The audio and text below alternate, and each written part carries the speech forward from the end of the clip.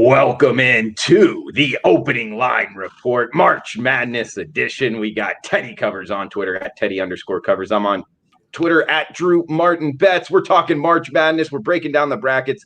Guys, come join us in the chat box on YouTube, on Twitter. Check us out, WagerTalk. Here we go, Teddy. March Madness, the day after Selection Sunday. Welcome in, man. Happy Monday morning to you.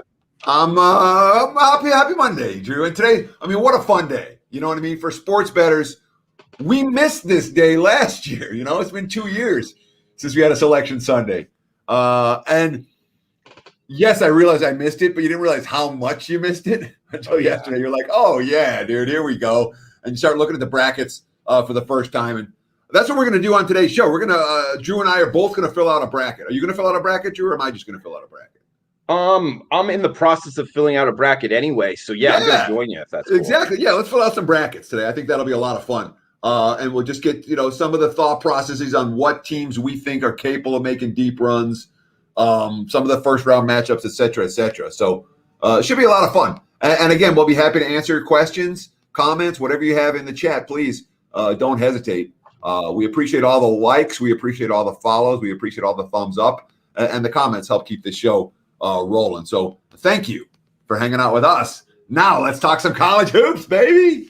Absolutely, Teddy. Well said. And yeah, guys, whether you're watching on YouTube or on Twitter, I'll hit the retweet button right now. Welcome in Chip Guy. If you haven't listened to Teddy's show on Sirius, I highly recommend it. You don't need Sirius to listen. Absolutely, Chip Guy. It's a good show, as is the opening line report, Monday mornings, 10 a.m. Pacific time. Myself and Teddy breaking it down, taking questions as well. Magician, welcome in. Brian Watson, Tyron Boyd, welcome in as well. Thanks for the nice words. 60 FPS. Getting after it as well. So here we go, guys. Bracket. We're gonna go top left to bottom right on your bracket. We got first four actually, Teddy. I think we should knock out first since that's Thursday. Sure. And then we got Friday and Saturday games in terms of the first round. Interesting to note, guys, if you're going back 2 years and pretty much as long as I can remember, I believe my whole lifetime, it would have started on Thursday, the first round. Yes. This year it starts on Friday, 1 day later. But all of the first four games are on Thursday. So, Teddy, looking at the first four here, we got Norfolk State, App State. Looks like App State -3, 135.5 being the total. The other 16s going at it to, I guess we can call it a play-in game. Mount St. Mary's in Texas Southern. Texas Southern -2, 132.5 being the total in that. In terms of the play-in games with the 16 seeds, I really haven't bet much of these teams at all. I've seen App State play. I like them. But to tell you the truth, I don't know Norfolk State very closely. You like anything here with the 16 seeds squaring off? No, I can't think of a year that I've gotten involved with the 16 seed matchups because they're not conferences that I follow during the regular season. And one thing that I really try to do in March Madness is teams that aren't even on my radar, I'm not going to try to get involved with them here. So and especially when we're talking about the 16 seeds that are going to win one game and then lose to the number one seed. It's not something that I'm trying to force a play with. So I have no idea in either one of those. We gave Norfolk State, App State, Mount St. Mary's, Texas Southern. I can't tell you. But if you get them wrong in your bracket, it's not going to hurt you all that much because they're not even in the bracket. They're the number one seed against the 16 seed. So it's not going to matter. Those aren't games I'm going to get involved with, flat out. Okay. Two that you may hear. Wichita State looks like versus Drake, the 11 play-in game here. 139.5 being the total. Looks like Wichita State -2 there, the Shockers are. And then another one here, Michigan State, UCLA, as we get the Big Ten and Pac-12 squaring off here, Teddy. Looks like Michigan State -1.5, if not -2 now, 136.5 being the total. I like one of these two teams, Teddy, but I'll say it after you because I don't want to influence what you're going to like here. But anything you like in the 11 squaring off? So Wichita State Drake is likely to be it may well be a 5%er for me. We're going to put so that is I think there is a strong opportunity in that ball game, and I hope to have that play posted. We're going to do our due diligence, but I hope to have that play posted over the course of the next 24 hours, maybe even today. When it comes to UCLA, Michigan State, why is Sparty getting all the love early on? Because they're hot. Are they? They play better basketball down the stretch of the season, Teddy. They did. I'm not sold on laying points with Michigan State right now. I would be looking at UCLA plus in that game before I looked at the Spartans minus. What about you? See, this is the game I kind of like here. I like Michigan State. I mean, they're over 70% from the free throw line. Also, I think some of this is Big Ten versus Pac-12.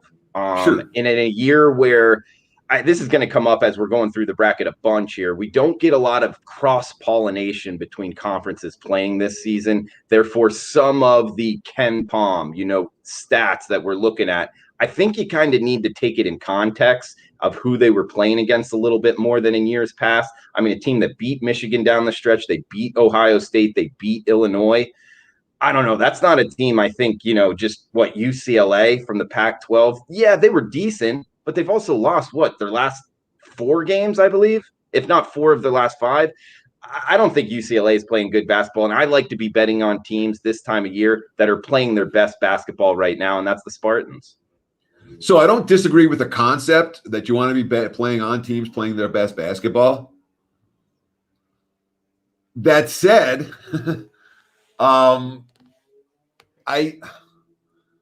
Michigan State at no point this season was a great team. Okay. At times this year, they've been pretty good. Cronin's team's going to play D. Cronin's team's like Michigan State light in a lot of ways. They're going to play D. It's not a star-heavy team. Obviously, they had their fair share of injuries and attrition this season. But I'm not worried necessarily about backing a team coming into the big dance, coming off a shoddy performance down the stretch. And, it's a whole new season right now. UCLA is 0-0, just like Michigan State is. So one of the mistakes that I see people make, and more of it, I think it has to do with conference tournaments, but the teams that looked really good and went on deep conference tournament runs last weekend, the Oklahoma States of the world, the Georgetowns of the world, those don't always tend to be the best bets the next weekend. And but Michigan State's not in that situation, so I don't know why I'm bringing that up here. Lean UCLA. I don't know. I don't know if I'm going to bet it, but I don't know that either team's going to get past their 6-11 matchup anyway. Sounds like Abby's agreeing with you in the chat box, saying Michigan State is inconsistent. Don't know which team you're kind of going to get from Spartans. Rar, welcome in. Chip guy saying MSU kind of opposite of me. We're overlooked by teams they beat. I mean, there is a kind of an argument to be made there. Chip guy's making it. Abby liking UCLA. We got 60 FPS saying momentum, Teddy. So kind of more on my side here, right in the hotter team. But momentum, I have to jump in on that because momentum is meaningless. It's absolutely meaningless in this tournament. And if you go back and look for the teams that come in on winning streaks, it doesn't matter if the teams that come in they struggled down the stretch and lost their opener of the conference tournament. It doesn't matter. Momentum for the NCAA tournament. When you go actually look at results year by year, I haven't found anything that shows. I mean, there's worse things to look at than a team with positive momentum, but I'm never going to make a bet in the tournament because the team came in hot or a team came in cold. I want the matchups and I want the point spread value. Okay. We got welcome in Cody. We got Chip guy asking a question here, Teddy. You might be primed to answer it. How much do you think Livers not being able to go is going to hurt Michigan? I'm a little concerned. Go Blue. A lot. Yeah, Michigan's not going to the Final Four. Michigan loses to Florida State. We'll get there. Okay, we're getting there, guys. Feel free to chime out any questions, betting questions, lifestyle questions, Vegas questions. It's all welcome. March Madness towards the bracket. That's what we're hitting on today's show. Welcome in, Tyrone. Guys, we're getting after it here. Top left of the bracket down to the bottom right. Gonzaga versus one of the 2-16 teams. I guess we can hit that one, but 8-9 matchup here. Teddy, we got Oklahoma -2 versus Missouri. 140.5 being the total. SEC and Big 12 squaring off here. You like anything Oklahoma, Missouri? When it comes to tournament coaches, I'm a big fan of Lon Kruger. Okay. And I've seen him do it at multiple schools at multiple times. When it comes to pick 'em type games in tournament circumstances, Oklahoma's a one-way team for me. Bracket-wise, I can only pick the Sooners in this one. It's a coach who I respect too much for these type of situations to look any other way. Okay. We got next up here, 5-12 in the West region. Creighton versus UCSB. That's Santa Barbara. 139.5 being the total. Creighton, the Blue Jays, -6 in the hook. Yeah, so again, we're talking brackets here and not necessarily point spreads, and I want to make that clear. But look at the respect the UCSB is getting from them. Yeah. And perhaps deservedly so. I'm a fan of this Creighton team. I'm going to pick them to survive in the bracket, but I don't know that I'm going to lay the price with the Blue Jays in this one. I think the Gauchos might give them a game. Okay. Virginia, Ohio, the 4-13 here, Teddy. Looks like the point spread's 131.5. Virginia now down to a 8-point favorite. Teddy, this is one of my best bets on the board. What are you liking here with the Cavaliers and Bobcats? I don't want the team that's dealing with COVID stuff right now. Mm-hmm. Although I don't know that Ohio is going to be a good matchup against Virginia. I really don't. So from a bracket standpoint, I would look at the Cavs. From a point spread standpoint, I'm not going to get involved in this game. Teddy, you think there's any chance Virginia doesn't play? You know how the NCAA is setting up these rules, or no? They're going no matter what in your eyes. There's absolutely a chance. If they don't, they need 5 players. If they don't have 5 players that have cleared, they don't get to play, and Ohio survives and advances. So it's no sure thing that that this game gets played. It's no sure thing that Virginia's going to have enough guys, but they think they will. Mm-hmm. We got next game up. And by the way, guys, I really like the Bobcats here. I mean, I see what Teddy's saying.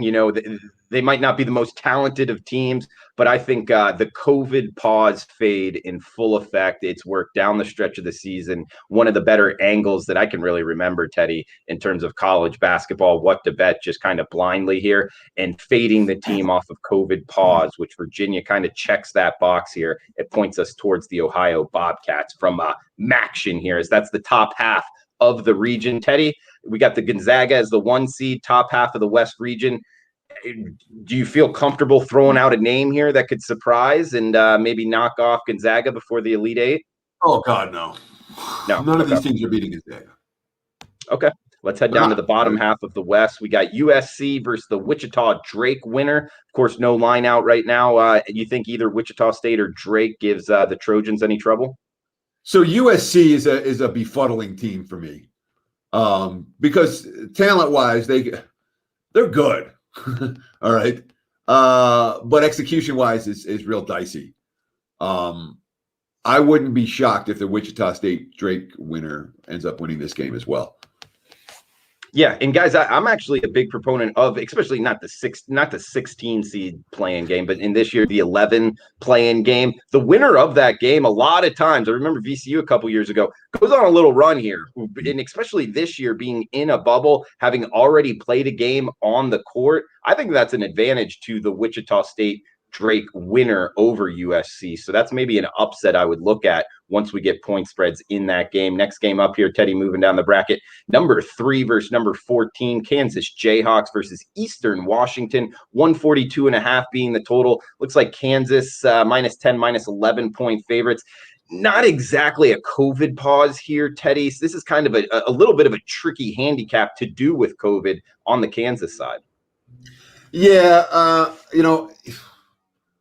from a point spread perspective, I'm not going to ask Kansas to win this game by margin. From a can they win the game perspective, I'm not picking Eastern Washington over Kansas.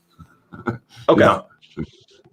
Yeah, no, I get what you're saying there. I've actually kind of, I pressed the brakes on this game in terms of betting it from a point perspective. Guys, I want to hear more out of the Kansas camp of what's really going on there. Are there key players going to be playing? How many of them are going to be practicing throughout the week? And I don't think we've really gotten clarification on that. So holding off on the 3-14 Kansas, Eastern Washington. Moving down the line here, 7-10 Oregon, the Ducks versus VCU. Looks like 137 being the total. Oregon Ducks minus 6. We get Pac-12 and A-10. I'm telling you, Teddy, A-10's underrated. VCU, Saint Bonaventure, don't be surprised if they make it out of the first weekend. What are you thinking? So of the two, I'm more of a Saint Bonnie's fan than a VCU fan, because I think this is a really tough matchup for VCU. Okay. I would look at Oregon to survive and advance here. Okay. And in fact, when we get, and then I would look for Oregon to survive and advance. Oregon to beat Iowa. I look at Oregon as a Sweet 16 team.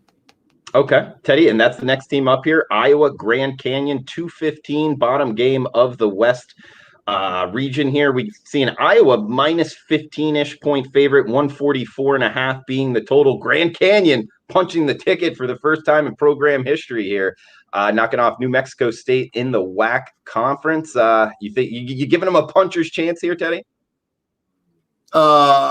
If you like the dog, you like the over, because Iowa might well get to 90 in this one. Mm-hmm.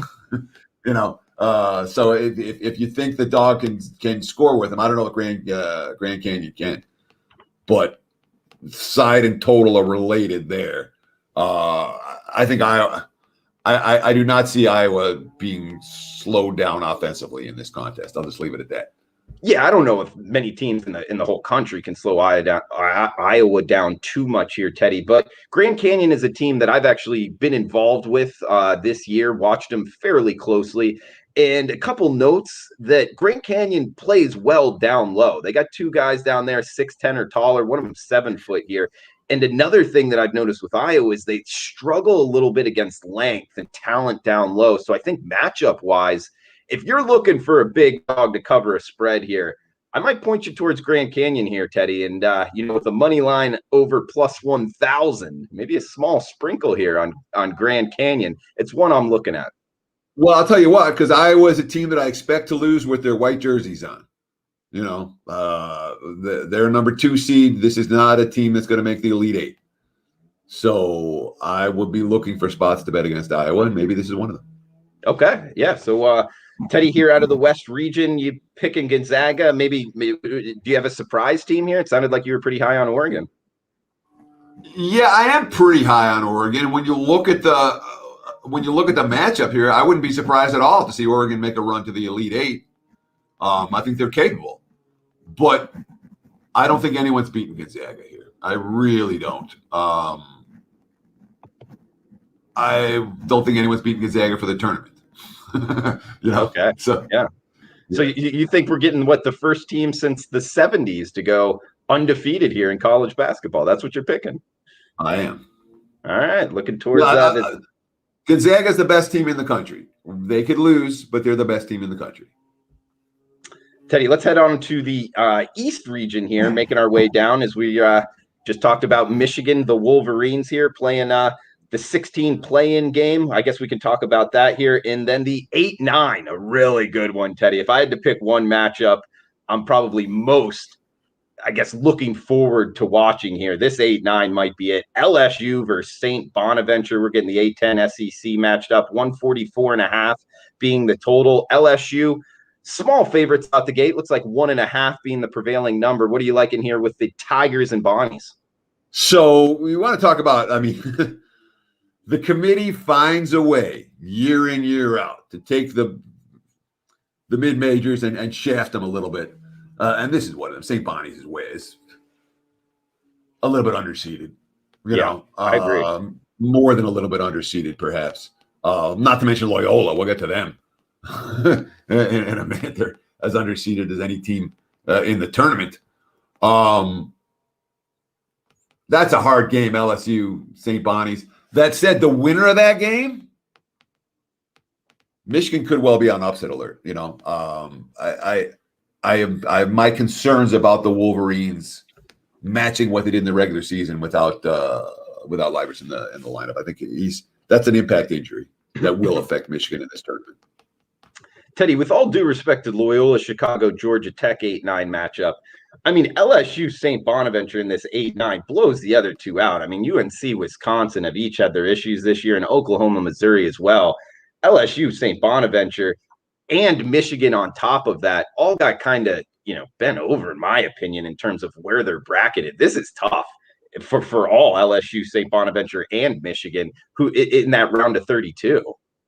The 8-9, all 4 8-9 are good matchups. They really are. And teams that are capable. The key is that if you win the one, can you give the number 1 seed a battle in the next game? And you can tell me Loyola or Georgia Tech couldn't give Illinois a battle. I think they could. I think they could, and especially how inconsistent the Illini play. I don't know if Oklahoma, Missouri is going to give Gonzaga a battle, but Kruger might. And North Carolina. Would you be shocked if North Carolina, Wisconsin beat Baylor? I wouldn't. I wouldn't be shocked. Yeah. Baylor hasn't been the same team since they came back off the pause. So I think there's potential for excitement on Sunday and Monday with these number 1 seeds facing off against the 8-9 winner. There's going to be some good games and potentially some number 1 seeds, a number 1 seed or 2 getting knocked off. Yeah, Teddy, if I made you bet, would a 1, 2, or 3 seed lose in the first round? Would you bet yes or no? 1, 2, or 3. What's my number? Even money? I really have to look at that. If you say, will a 1 seed lose opening weekend, I'm betting the yes. Okay, because that was going to be my next question here. Yeah. A 1 seed to lose, to not make the Sweet 16, you would bet yes. Yeah, absolutely. I would. Nice. I would expect we'll see at least 1 seed go down opening weekend. All right, so an 8-9 making the Sweet 16. I like it, Teddy. We got Colorado, Georgetown up next as we're making our way down. Guys, going over the bracket here, 5-12, Colorado from the Pac-12. We got Georgetown being the 12 seed here, 138.5 being the total. Colorado, the Buffs, I'm seeing -5.5 here. You liking anything here, Teddy? Yeah, so teams like Georgetown for me are auto fades. The teams that were mediocre and had a hell of a run to get in the tournament, in the conference tournament, and now you got a tough matchup round 1. I'm not asking those teams to survive it, man. So if Georgetown does it, I'll give them all the credit in the world. But I do think Colorado's the better of those 2 teams. Okay. We got Ned asking, the matchup, the matchup's in Georgetown's favor, though. See, that's the thing. I wouldn't be. My knee jerk is you bet against the Georgetowns of the world. And then you think about the matchup, and maybe I'm not quite so excited to bet against Georgetown here. I think the winner of this game gets eliminated by Florida State in the second round. I'm with you on that as we got Florida State, UNC Greensboro up next, 4-13 matchup here. FSU -11.5, -12-point favorites, 145 being the total. Teddy, you liking anything here? Yeah, I mean, Florida State's going to win this game. So when the win by margin is another question entirely. But from a defensive havoc standpoint, Greensboro's going to have a hard time putting the biscuit in the basket here. Okay. And to answer Ned's question, yeah, we will have NIT analysis. So don't worry about that, Ned. We got @DrewMartinBets on Twitter, @Teddy_covers on Twitter, @WagerTalk on Twitter, and the YouTube as well. Guys, feel free to chime in the chat box. Any questions, we'll answer them here on the show. Teddy, did you want to throw anything out here before we keep going? Well, about NIT. And this is, okay, any bet you make in the NIT, okay, and it works year in, year out, but you got to do your homework. All right.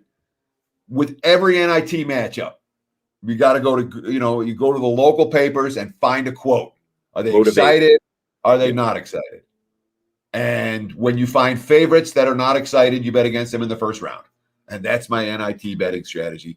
I have not done that for all of these games yet. I haven't come close. The first game isn't until Wednesday. So in terms of my ability to do any meaningful NIT analysis today, it's not there because that's all homework and nothing to do with stats and nothing to do with anything that motivate. It's all motivation for the first game of the NIT. So unfortunately, we can talk about matchups that we like. I could give 2 squats about matchups in the NIT. It's all about how pumped the team is to be in the environment. And when you find 2 teams that are pumped to be in the environment, it's one thing. But there are oftentimes where you'll find one team that looks to be a lot more excited than the other team for the matchup. And those tend to be the teams I want to bet in the first round. Yeah, 100% agree, Teddy. Outside of the NCAA tournament, motivation in these other tournaments, I call them secondary tournaments, the NIT. By the way, it's not only the NIT, Teddy. Surprisingly, I think the CBI's playing, maybe the CIT as well. One of them's down in Daytona Beach, Florida. Motivation is going to be a key factor there. So stay tuned for that, guys. Yeah, we will have some information on that as we go ahead, Teddy. I can see you. I didn't see any. I haven't seen any lines or any games posted for the CIT yet. So, no, I don't think they are. And Teddy, I believe one of them is only like 8 teams, and they only have 7. They're looking for another one, so that tournament's going to be good. Longwood's one of the teams, and I think they punched their ticket to it with a 12-16 overall record. In most years you have to be over 500 to make these. Not this year, which I think it actually makes it more exciting and better for sports bettors, but I guess that remains to be seen. We'll make our way down the East, guys, and then hit the chat box with questions. Feel free to fire away. We'll answer them here on air. BYU versus the Michigan State UCLA winner. I'm telling you, Teddy, this 11 seeds, the winner of it, I'm going to be looking to be betting on them and advancing them in my bracket in the 6-11 matchup here. What are you thinking? Yeah, and BYU is a fairly vulnerable top, higher seed. I wouldn't argue at all with expecting the 11 seed to not just win one game, but to win a pair. The Cougs are good, but the superior teams will be able to beat them. Okay. We got Texas from the Big 12 going against Abilene Christian here, the 14 seed, 140.5 being the total. Texas seeing -8 out there in the marketplace. Abilene Christian, you know anything here? I don't, but this point spread tells you what you need to know. All right. Texas isn't laying 20 in this game. They're laying 8.5, 9. And for Texas, it's not about winning by margins, it's about surviving and advancing. That said, in the bracket, I can only pick the Longhorns for this one. Although, again, you talk about will a 1, 2, or 3 seed get a win? This point spread says that this 3 seed might be liver than some people think. Okay. We got 7:10 before the 2:15 here to finish off the East region, guys. Yukon versus Maryland. Looks like the Huskies -2 in the hook. Favorites here, 131 being the total. Connecticut versus Maryland, 7-10 matchup, Teddy. Yeah, I mean, whoever wins this game isn't winning the next one. Although, I mean, Yukon could give Alabama a battle here, but the Crimson Tide have shown me enough. I think Alabama may well be a Final Four team out of this conference, out of this region, I should say. I'm not going to sell the Crimson Tide short. Okay, and with that being said, we got the 2:15 up next, 146 being the total, -17 here. That's the Crimson Tide is what I'm seeing, Teddy. You giving the Gales any chance here to at least cover the, 2 touchdowns and a field goal? Am I giving them a chance to cover? Of course you're giving them a chance to cover. But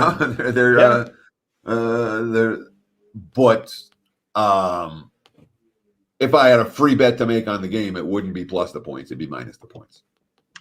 Okay. And Teddy, talking about the East region here before we hit the chat box, it sounds like Michigan, question marks there. You were pretty high on Alabama. Your pick to win it, and maybe, a surprise team here if one of the top seeds that doesn't make it out to the Final Four from the East region. Well, let's. This is a matchup where I would say the Elite Eight would be Florida State against Alabama, and the winner of that game is the Final Four team. That's the 2 teams I see most likely to advance out of this region. I don't know if that does anyone any good.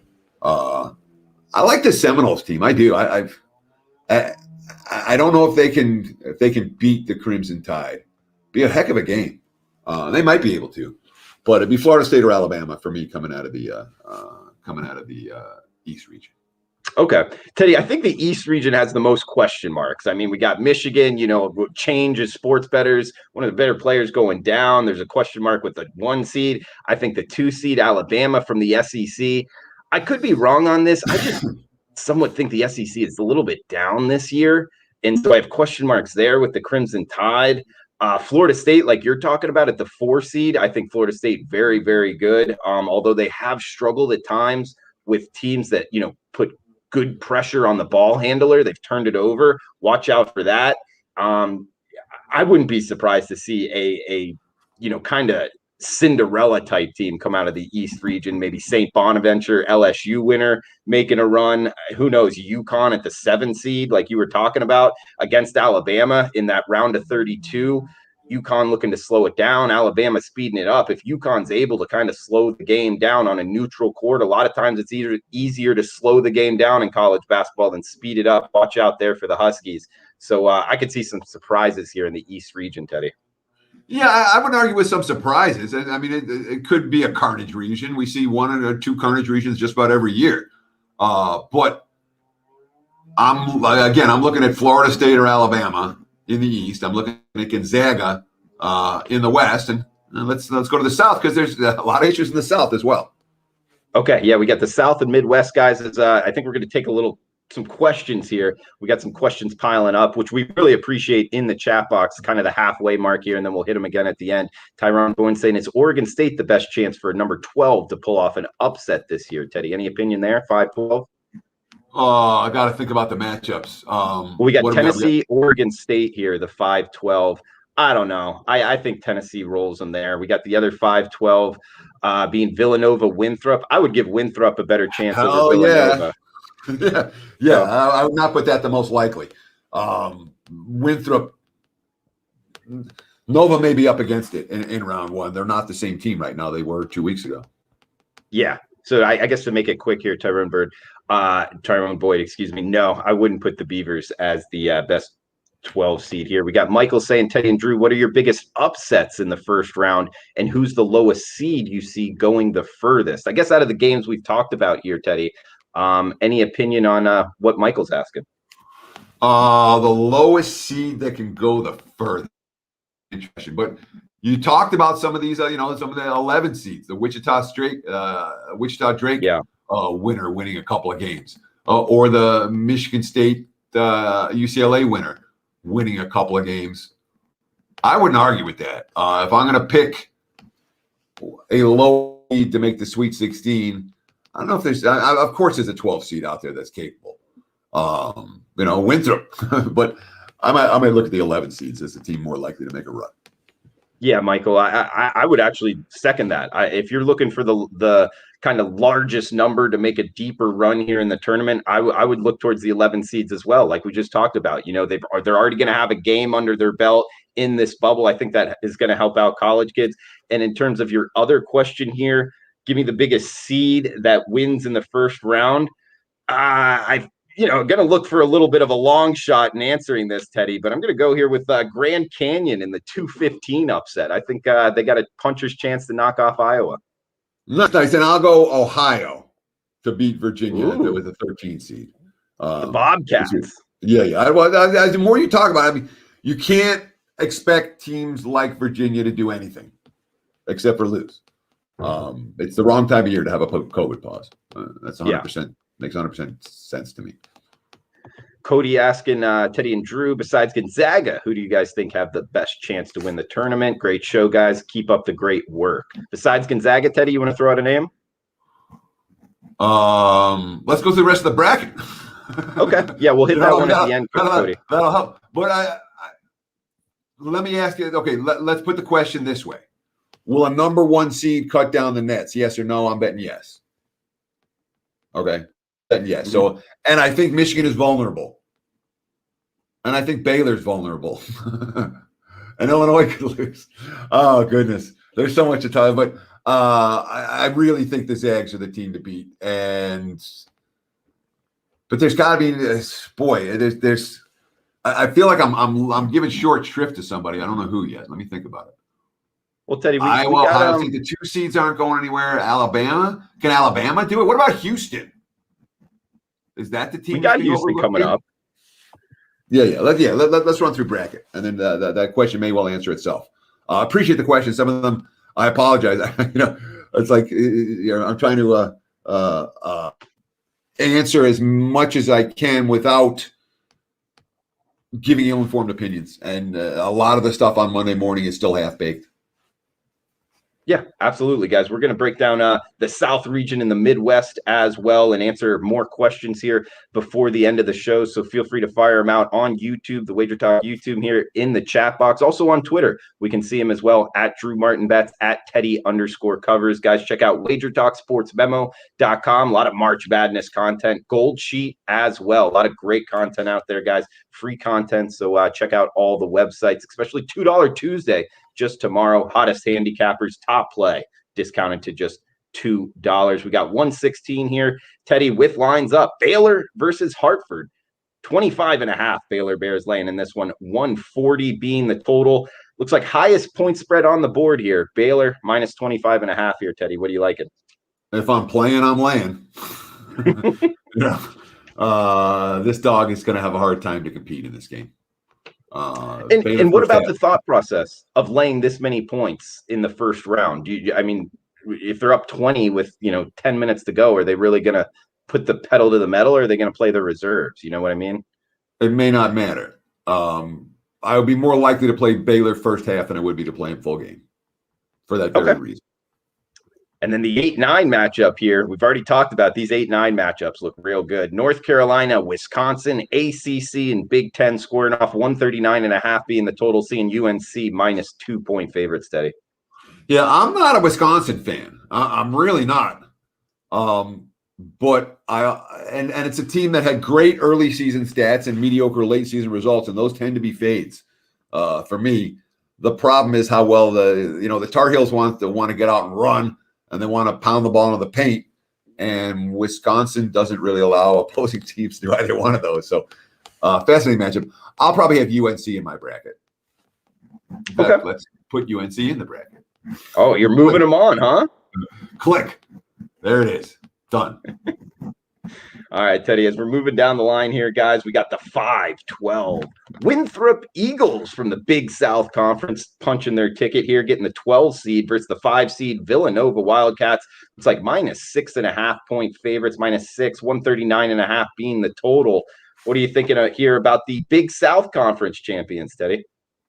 So there's been one tried and true thing that works in the NCAA tournament. And you want to know how old this is, how old I am? I learned this when Kenyon Martin got hurt. Cincinnati. For Cincinnati. When the good teams lose a key player just before and it's been ever since. This is one that I paid attention to ever since. And it's paid off. And that's a team that loses a key player right before the tournament. You just bet against that team. Villanova, you can't think of a more key player than what Nova just lost. I'm going to pick Winthrop to survive and advance in the first round. Okay, Winthrop Eagles sitting at 23-1, making their way through the Big South Conference very easily. We got next game up, 4-13 here. Conference USA Big Ten, Purdue, North Texas. This North Texas team, Teddy, watch out. 126 being the total, although Purdue Boilermakers pretty strong themselves, laying 7. What are you thinking here? There's always a 12 versus a 13 in the second round, right? You get one of these funky matchups. This feels like it could be the spot. North Texas just uglies up every game. And that can work against Purdue. Yeah, North Texas, guys, has been cashing some tickets. So watch out here as we see the 126 is the total. You know what that means, Teddy. Not many possessions. So laying 7 points. It's actually a little bit – look at that number is a little bit bigger than it really looks. That's the advice I would give. We got Texas Tech, Utah State up next, Teddy. 6-11 here. -4.5. I'm seeing the Red Raiders laying in this one. 132 being the total. We got the Aggies, Utah State. Some people not thinking they deserve a chance here, but I'll tell you, they got that big boy down low. He's going to be likely playing on an NBA squad one day. Tough matchup here for Texas Tech. What do you think of Texas Tech versus Utah State? Oh yeah, Cade will be playing on. He'll be playing for pay, I should say. And again, I'm seeing more 5s out there right now than 4.5s. But I think Utah State is live in this game. And again, when you look, we talk about carnage regions. When you see the double-digit seeds advance, what I just picked the 12 seed, the 13 seed. Why not pick an 11 seed here? Let's have fun with this. So you talked about there are all these issues in the East. I think there's a bunch of issues in the South as well. Even with number 1 seed Baylor, who hasn't been the same team since they've come off their COVID pause. So this is the region where I think someone random can make a deep run. All right, so we're going back-to-back regions where there might be some mayhem in the East region and the South region. So watch out here with maybe double-digit seeds making their way to the Sweet 16. We got Arkansas Colgate up next, Teddy. Looks like the Razorbacks -9.5, -10-point favorites, 162.5 being the total. Highest total game here, Teddy. I don't think anybody stops anybody, and we get north of 80 possessions possibly. What do you like in Arkansas Colgate? Sure, and I mean the money. We're seeing a little bit of Colgate money right now. 8.5s, 9s popping up on the board as we speak. In the bracket, I'm picking Arkansas to survive and advance. Okay. I think, Arkansas Musselman, what he's been doing there. Watch out for the Razorbacks. Florida, Virginia Tech, SEC and ACC squaring off here. 137.5 being the total. I'm seeing pick 'em price here. Pick the winner. Virginia Tech Hokies, Florida Gators, Teddy. Isn't Virginia Tech better than Florida? I would think so. I don't feel real confident in it, though. Virginia Tech, they had a COVID pause. Based on my eyes, Virginia Tech's better than Florida, for whatever that's worth. In a pick 'em game, I'll look at the 10 seed here. Okay. We got next game up, Ohio State, Oral Roberts, 154.5, Buckeyes minus 17-ish. I'll pick Ohio State in the bracket. This is not an underdog that I think is live. Okay, in South region here, Teddy, you want to say a surprise team? I'll start it off. I mean, I don't think – I wouldn't be surprised to see the Arkansas Razorbacks Final Four bound out of the South. Winthrop in that 12. I think I'm going to pick Winthrop over Villanova.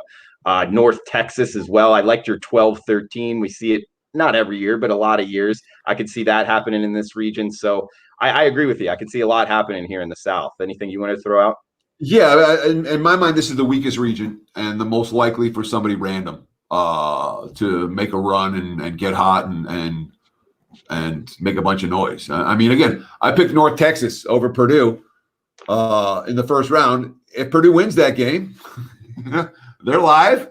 They're live to make a whole lot of noise.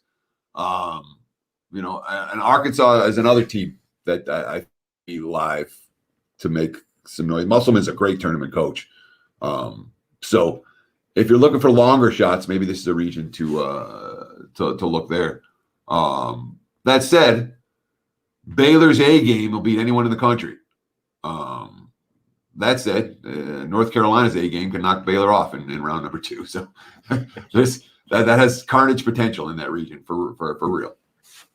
All right, guys, we got one more bracket here. The Midwest, one more region, the Midwest region here. Feel free to fire out any questions on the YouTube WagerTalk channel here. We'll hit them at the end. We got Illinois Drexel, Teddy, 144 being the total. Illinois taking money. I'm seeing, 23 now. I don't know. The Drexel Dragons, though, Teddy, they're not bad. They play kind of big. I know Illinois look dominant down the stretch. If I made you bet it here, Illinois minus the points or 144 being the total, you like anything? I'll take the dog before Illinois, a team that their A game is exceptional. Okay, multiple NBA, at least 2 NBA players in the starting 5. But the Illini consistently fall asleep for 5 minutes here. They have a bad stretch for 7 minutes there. 40 minutes of basketball isn't easy for Illinois. In this point spread range, I need someone that's going to play 40 minutes of basketball. Drexel's no good. That said, I still wouldn't be surprised if they hang around. And if the Illini fall asleep and start looking ahead to somebody else. They've done it often enough this year that make me concerned about laying this price. Teddy, the 8-9 matchup with the right to likely play Illinois. We got Loyola Chicago -2, 124.5 being the total versus the ACC champions as the 9 seed. Teddy, you don't see that very often. What's happening here? 1, with Georgia Tech being a 9 seed, and 2, Loyola Chicago being favored over them. I mean, is that just from past performance, or what do you think's going on here? Loyola Chicago statistical profile. Somebody has them as the 9th best team in the country. All right. Yeah. They're supposed to be a 3 seed and they're an 8 seed. What we talk about, the teams that go on the big runs last weekend, that was their weekend, the Georgetowns, the Georgia Techs of the world. I didn't bring up Georgia Tech, but certainly they had a run that was aided by fortuitous circumstances surrounding other teams in the conference. But I'm not fading Loyola. That team's real. And I'll pick Loyola to survive in the bracket. And that's a fun matchup, Loyola against Illinois for the second round. Teddy, what about this possible second round matchup? Illinois, Georgia Tech. Illinois, another team, just went on a run in the Big Ten. So they both kind of did it here. But Georgia Tech, the way they play defense and turn teams over, and Illinois, very good. They're at 1 seed here, Teddy. I'm kind of picking things where they could struggle. At times, I feel like pressure from the opposing defense, they can turn the ball over. Would you give Georgia Tech here a puncher's chance against Illinois? Absolutely, because they're a team that their A game can beat Gonzaga. Their A game's as good as anybody in the country, but the A game comes and goes. And that's been the difference between an Illinois this year versus a Gonzaga. Gonzaga's the A games there.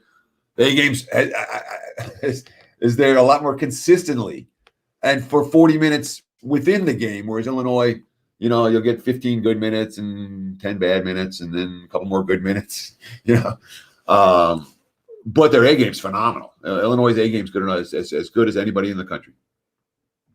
Teddy, the 5-12 here in the Midwest. We got Tennessee, Oregon State, SEC, Pac-12 squaring off. Tennessee -8, 133 being the total. Like anything here? I'm going to pick the Vols to survive in advance. In the bracket, that's the only way that I could look. Again, Oregon, the teams that went on the big run last weekend, they're happy to be here. And not that Oregon State can't give them a game. Barnes is another coach I don't mind betting in tournament settings. He's made me a fair bit of money over the years. Even though we hate him during the regular season, this is his time of year. Tennessee. I think he's a little underrated as well. Guys, if you're liking the content, please smash the like button. Feel free to throw out any questions here in the chat box. We'll hit them after the next half a region we break down. Oklahoma State in the 4-13 against the Liberty Flames here, Teddy. 142.5 being the total. Oklahoma State, -9.5, -10? So from a point spread standpoint, I'm not going to lay with Oklahoma State in this game. And Liberty might be live as a 13 seed, but again, bracket-wise, I'm going to pick the Cowboys. I don't think Cunningham goes home in game one necessarily against the Liberty. I don't know if they make the next weekend. And again, for point spread-wise, I'd be looking to take the points with the Flames before I laid them with Okie State here. I'm not laying points with the teams that went on deep runs this last weekend in round one games. Yeah, Liberty, the Flames guys from the A-Sun, they won the A-Sun and punched their ticket that way. Interesting handicap. I mean, they did play Purdue, TCU, and Missouri in terms of Power 5 conferences. Really in the game against all three of them.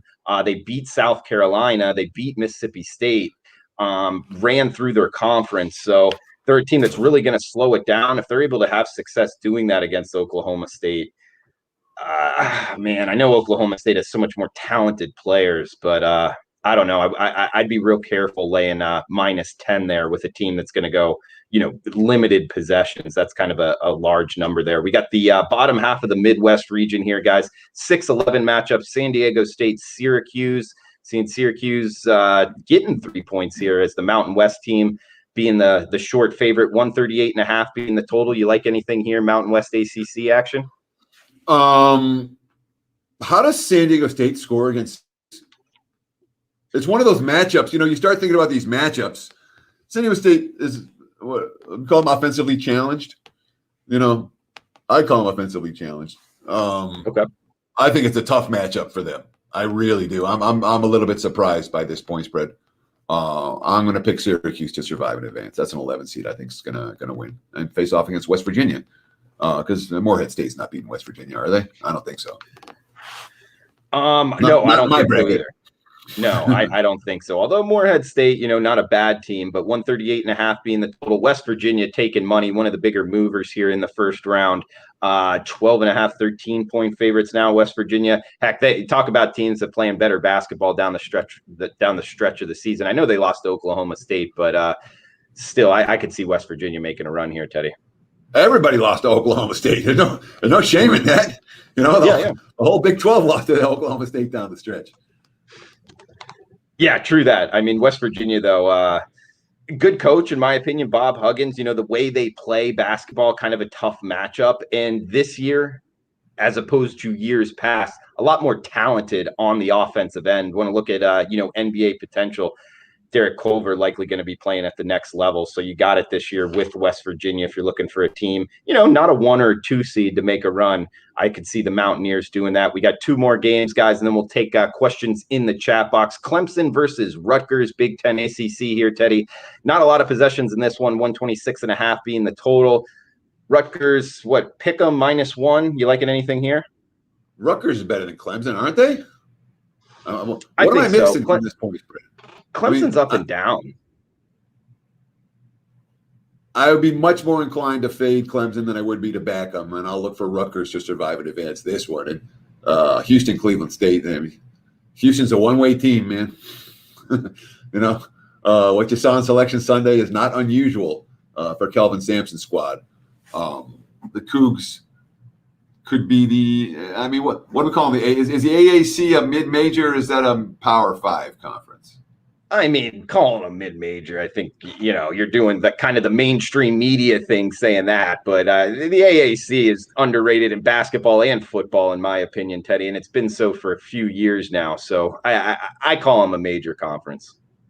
Sure. Any of the top 3 teams, Illinois, West Virginia, and Houston, I think are very live to come out of this region. This is not what I would look at as a carnage region. And in my brackets, I'll probably mix up between the 3 of them. With a fair bit of Cougars in the mix. I've been nothing but impressed with Houston over and over again this year.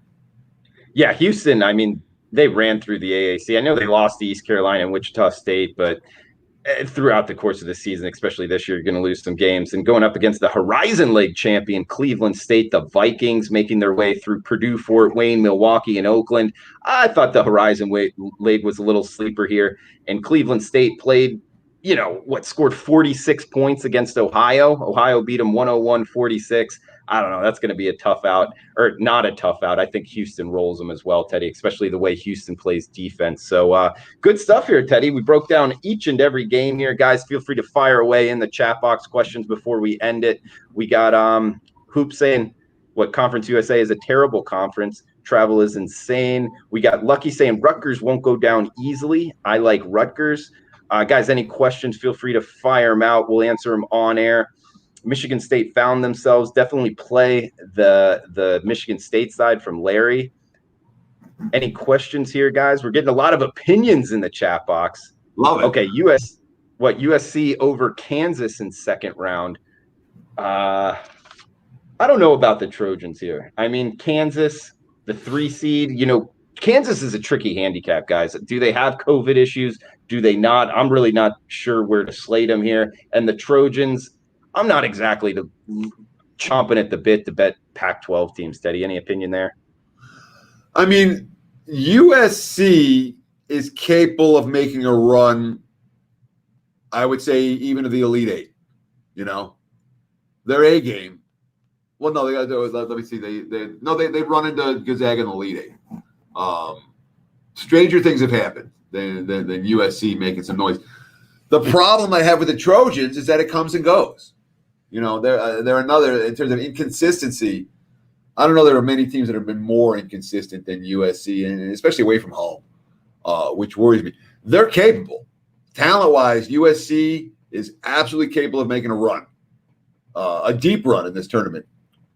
Execution-wise, I've seen enough out of the Trojans that makes me reluctant to click on their box when I'm filling out these brackets. Teddy, we got a Twitter question here. What is Florida's ceiling? Sounds like you don't like them out of the first round, right? Correct. And if they come out of the first round, I don't know if I like them come out of the second round. I think the Florida will give the buck. If they beat Virginia Tech, they can beat Ohio State. And then if they beat Ohio State, who do you got on the other side? Texas Tech, Utah State, Arkansas, Colgate. It's not like there's a team there that they can't beat. So Florida State's upside would be, I would say, Elite Eight. But I don't see them getting out of the first round. So their downside is one and done. Teddy, we got a question here in terms of totals in the 116 games. The 1 seed may not bring the defense. 16 just happy to be playing. Loose atmosphere here, extend the game. See anything there? Betting the overs in the 116 matchup? Yeah, there's a corresponding problem on the other side where sometimes they're very loose and free and easy, and then they'll fly over. But when the 16 seed is outclassed offensively, and they're just not getting any shots up, you see games where some of these matchups where the 16 seed, they finish the game in the 40s, and I don't want to be playing overs given that circumstance. Like Baylor, I would be playing the Baylor matchup over the total. For one example of that 116. There can be some free and loose and easy, but there also can be that this dog is so badly outclassed and every shot is a contested, a poor look that gets contested, and those aren't games that I like betting over. So I don't know that there's a particular long-term pattern that we're going to look for from the 116 matchups when it comes to totals. Yeah, Chip, I haven't noticed anything like that either. And especially like, games where the spread is 25, 30 points. I don't normally look to bet those over because like Teddy was just talking about, one team gets up, they rest their players, and it just kind of, the refs don't call as many fouls, so the clock doesn't stop. I don't know if I necessarily love that profile over. Glenn saying, any thoughts on Yukon, like by Dave Koken here, Teddy? I would agree with Dave Koken. I would. There's run potential from a Huskies team that is elite on the defensive end of the floor, and it's a Hurley that's actually done a good coaching job. I like this Yukon team, and agree with Dave Koken that they're live to make a little bit of noise for their seeding. Lamont Williams saying, what do you think about the relative strength of major conferences? The SEC seems really weak. I think this is a key point of making your bracket here, guys, and betting in the first round. Just your overall power ratings of the conferences, Teddy. Any opinion? Well, let me ask you this, all right? Because I keep hearing the SEC stinks, the SEC stinks, the SEC stinks. If you're going to rank our 5 majors, okay, we're going to put the Big 10 number 1, the Big 12 number 2, right? Yeah, I am. Then yeah. And then where are we going? I would go SEC 3, but non-confidently. Because I agree with the sentiment here. I think there's huge question marks really with all the conferences. Not a lot of cross-pollination here. I'm not confident in my power rating numbers. To tell you the truth, I would probably put the SEC 3 in the AAC, ACC, right there at 4. But I don't know, Teddy. I wouldn't be surprised if the ACC is the third best, and then the SEC, and then the AAC. But that's probably how I would put it in the top 5. And then the Pac-12 not getting the love. Deservedly so, that they're not getting the love. And, of course, so the ACC versus the AAC versus the SEC, and which of these conferences is actually any good. I'll say this. I don't think the SEC was that bad this year. Kentucky was down. Mm-hmm. Okay. Auburn was down. Auburn was down from where they've been. And South Carolina had a bad year. And those are 3 good programs in the SEC. Sure. But when you look at the other programs, the way they're projected, Missouri's better. Alabama's elite. Arkansas was elite this year. LSU is a dangerous team. Tennessee's a dangerous team. And it's not like Florida's not capable of doing something, So I would call the ACC more disappointing than the SEC. And I wouldn't be surprised if the SEC makes a little bit of noise in this tournament. Fair enough, Teddy. Well, Teddy, we hit a bunch of the questions here in the chat box. Guys, we really appreciate you joining us. I mean, that was a full hour breaking down each and every first-round matchup, and huge shout-out to the chat box, guys. Glenn, Andrew, Francis, all you guys, Jared Bush, welcome in, man, and thank you for your questions. We got to keep it under an hour, kind of house rules here. Follow Teddy on Twitter at Teddy_covers.